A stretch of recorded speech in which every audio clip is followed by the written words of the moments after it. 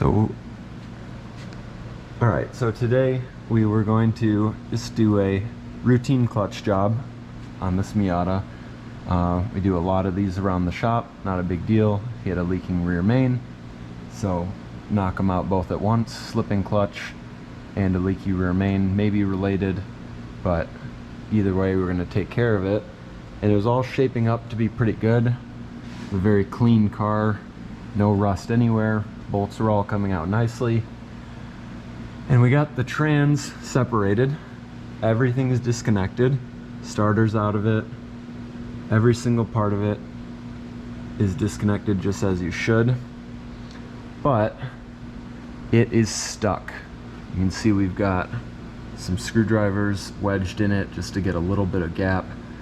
But we've run across this once or twice before, and usually just kind of yanking and wiggling and jostling it and prying a little will get it to pop apart, because sometimes the pilot bearing gets a little bit stuck on the transmission input shaft, and usually it'll just kind of pop apart and it's not too bad. This one, absolutely no way. We've tried everything almost to the point of shaking the car off of the lift, and no luck. We could even, if we pried hard enough, we could actually feel the pressure plate compressing and sort of springing back and forth. So pretty clearly the either the pilot bearing, or I actually suspect the clutch friction disc is actually seized onto the input shaft of the transmission. Because we just, I mean, if I take these screwdrivers out, it will actually go right back to fully tight against it. So it's fully spring loaded. So this is way worse than anything we've ever seen.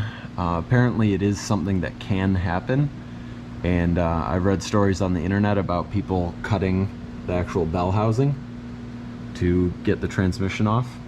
I guess it depends if you got a spare transmission or get a cheap one, but this is a low mileage car, transmission's in nice shape. Really didn't want to do that. So what we did is we got in here, you can kind of see we actually cut the clutch fork off, which was not easy because you've got the subframe in the way, not a lot of access to get in there. But we cut off the clutch fork and we're able to kind of just shove it inside there, and now we're going to be able to get access, you can see there, to the pressure plate bolts.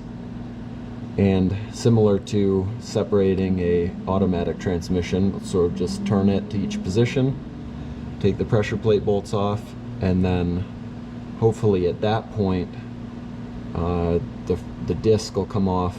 It'll still be attached to the trans, but the disc should come off, and the pressure plate will be on there, and then we can at least deal with separating them on the floor. And a new clutch fork is not any real big deal compared to the price of a trans. So yeah, you can see we got pretty good access now, and we're gonna just gotta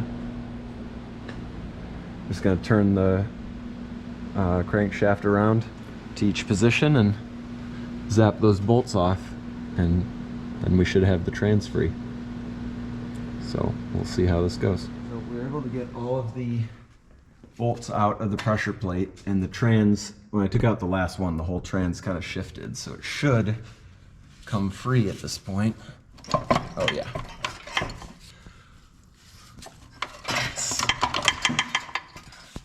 Let's start to bring her down.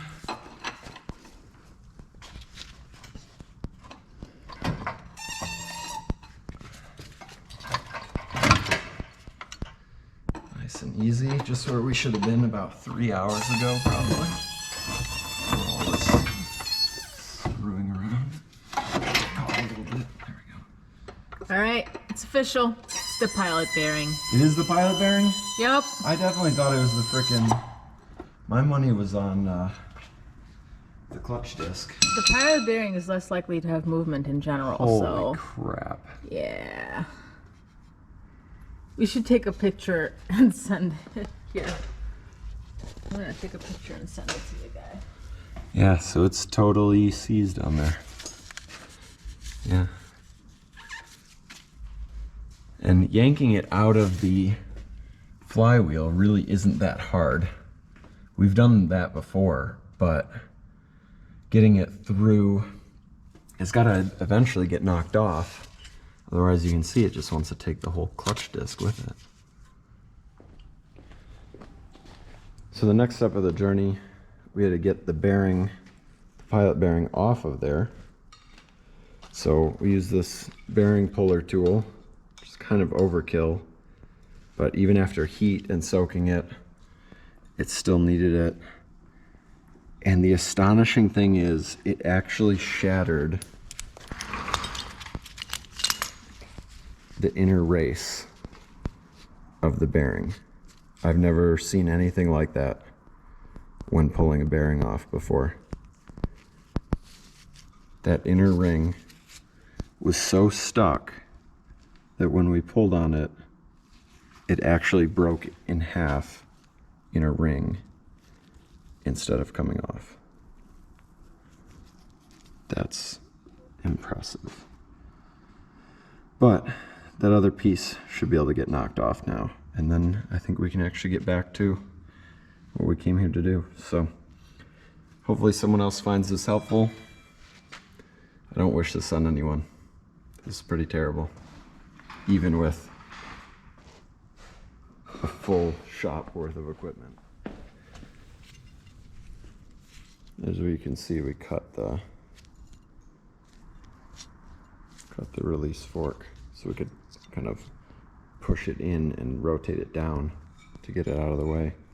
This thing's a lot thicker than it looks. That was a tough cut.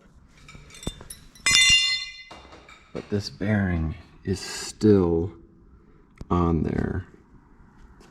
It has nothing left, and it's still clinging to the shaft for dear life.